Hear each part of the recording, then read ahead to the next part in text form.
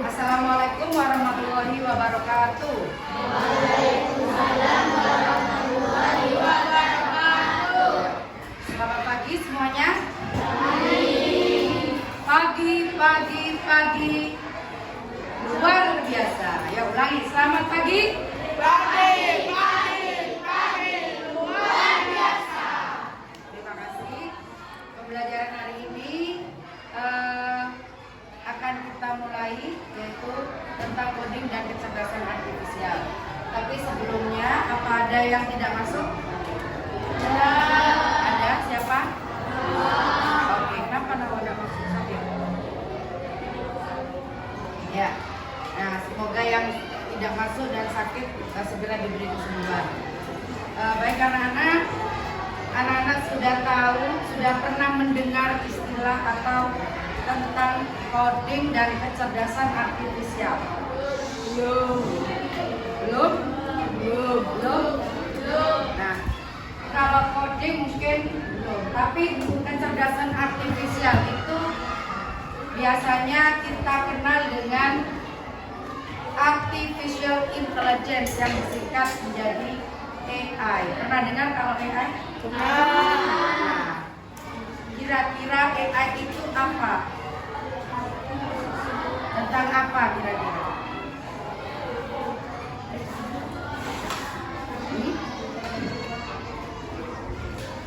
Apa? Kecerdasan buatan. Siapa yang membuat? Manusia. Boleh. Kecerdasan buatan. Nah, ada lagi? Ada lagi yang tahu? Ya, apa? Apa? Perkembangan teknologi. Benar. Memang AI itu adalah bentuk karya cipta karya berdasarkan perkembangan teknologi. Ya. Tapi untuk lebih jelasnya nanti akan dulu berikan materinya.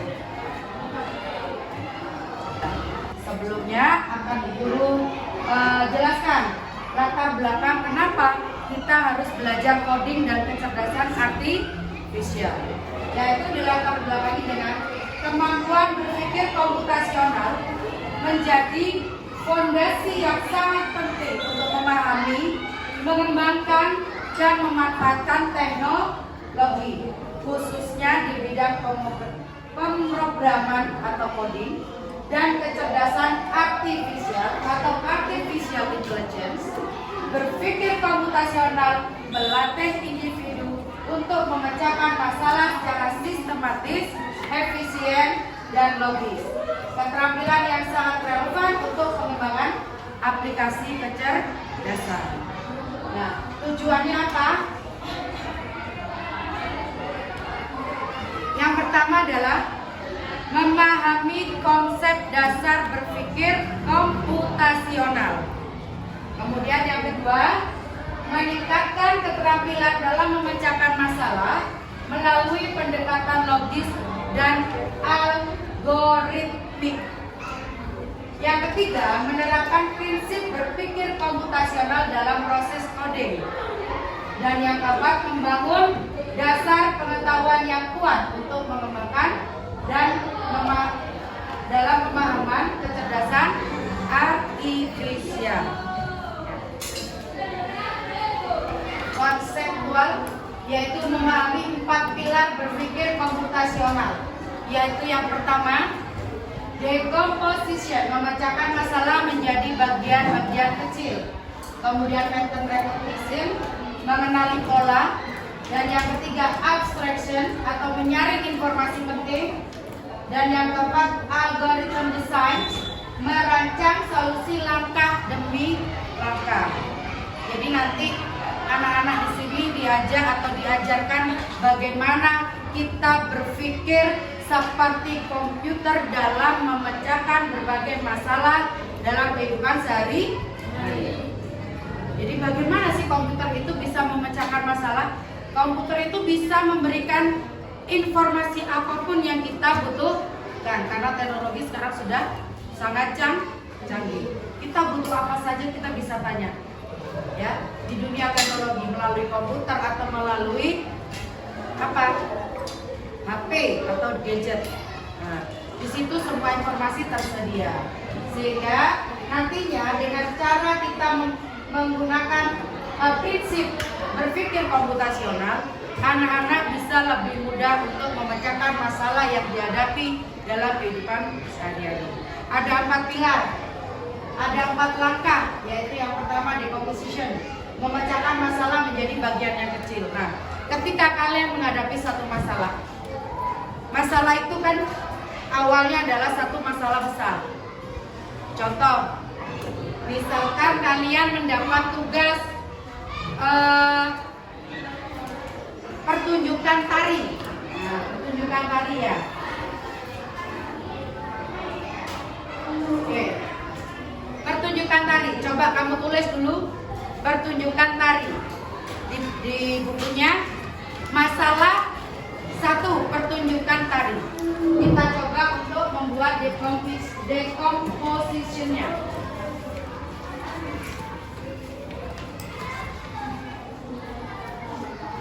Ya, coba tulis pertunjukan tari, tugas seni budaya.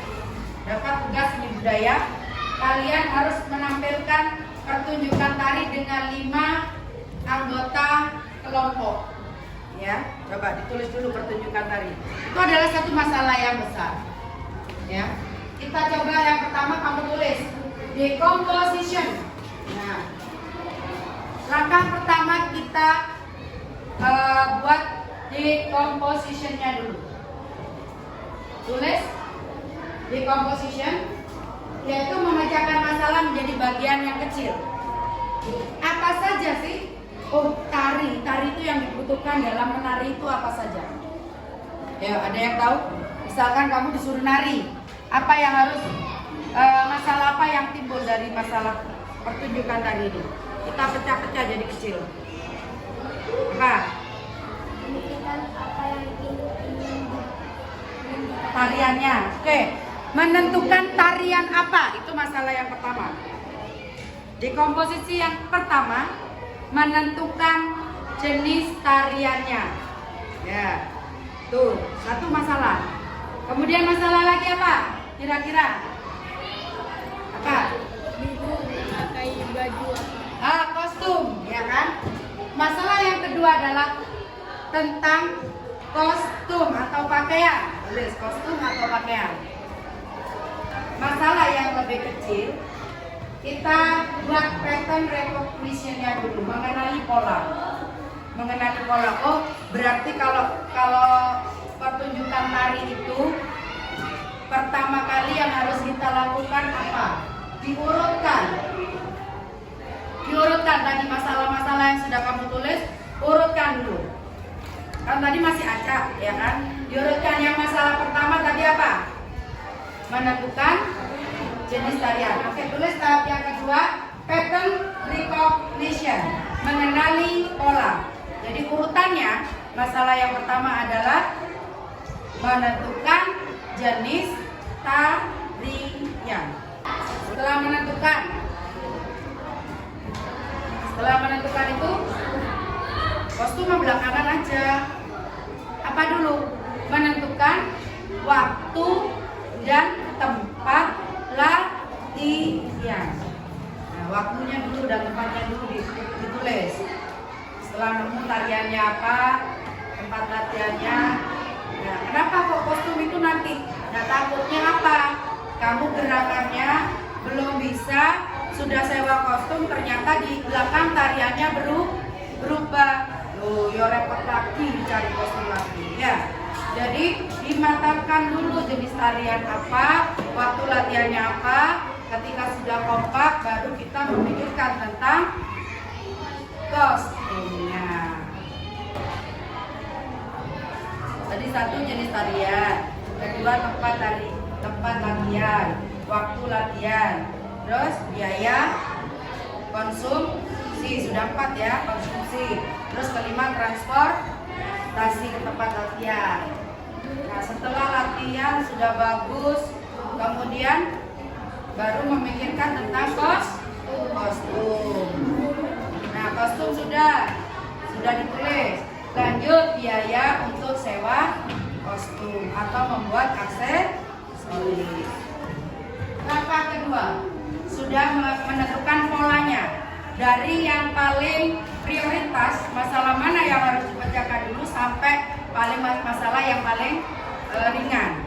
Kemudian yang ketiga, kita masuk step atau langkah ketiga, yaitu abstraction. Abstraction itu adalah menyaring informasi, buang hal-hal yang tidak penting. Buang hal-hal yang tidak penting.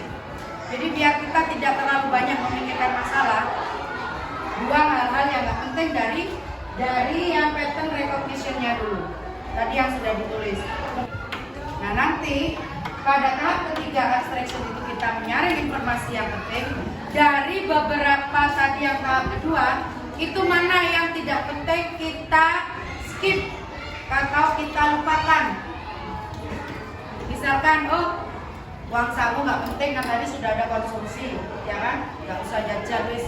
Daripada jajan nanti waktunya habis untuk jajan, kita skip aja uang. Kemudian ditunggu orang tua. Nah, kan kasihan juga orang tuanya, harusnya kerja nungguin anaknya, kamu minta tungguin sama mamanya.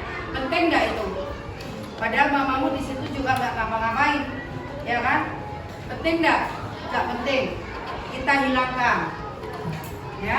Kita hilangkan. Beri aja tanda silang dari yang nomor 2 disilang. Oh, ini nggak penting, nggak penting, nggak penting. Sudah? Oke.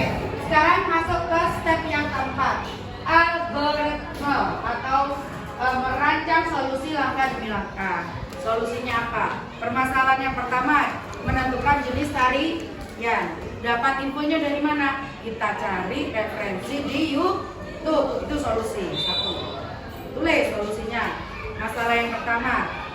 Nah, kita bisa mencari video referensi dari YouTube atau dari media sosial. Itu solusi untuk masalah yang pertama. Kemudian masalah yang kedua, waktu latihan. Nah, ditentukan bersama ketika pulang sekolah, daripada nanti bingung pulang sekolah. Atau ditentukan di rumah temannya nanti sore. Ya. Tempat dan waktu sudah bisa diatasi. Misalkan pertunjukan tarinya tanggal 20 Agustus. Nah, tentukan waktu latihan dan tempat latihannya. Waktu latihan mulai hari ini tanggal berapa? Tanggal 7 ya. Berarti latihan nanti besok tanggal 8, tanggal 9, tanggal 10. Atau kalau hari Minggu libur, nggak usah latihan. Ditentukan di situ tanggalnya tanggal berapa, jam berapa, tempatnya di mana. Ya, tempatnya di rumah Tara misalkan. Tanggal 8, tanggal 9, jam 12.30 sampai jam 3 sore. Tempat di rumah Tara. Dikerjakan menjadi bagian kecil-kecil, kemudian diurutkan dari masalah yang paling penting, yang prioritas mana yang harus kita selesaikan dulu, diurutkan, kita susun, kemudian disaring mana yang penting, mana yang tidak, yang perlu dilakukan atau tidak, dan yang terakhir kita mencari atau merancang solusi.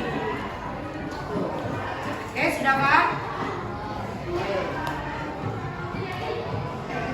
Jadi kenapa kita harus bisa berpikir komputasional? Ya tujuannya untuk itu, supaya anak-anak semua mampu berpikir, supaya kalian nanti bukan hanya bisa sebagai penonton, bukan hanya bisa sebagai pengguna teknologi, tetapi kalian bisa menjadi programmer yang memprogram, yang bisa menciptakan karya dalam teknologi. Kalau sekarang misalkan contoh, kalian cuma lihat apa itu biasanya? Lihat TikTok, Instagram, ya kan? Cuma scroll aja. Nah, kalau cuma scroll aja dapat uang nggak? Nggak dapat. Tapi coba kalau misalkan kamu belajar menjadi content creator atau programmer yang bisa menghasilkan karya, bisa jadi itu menghasilkan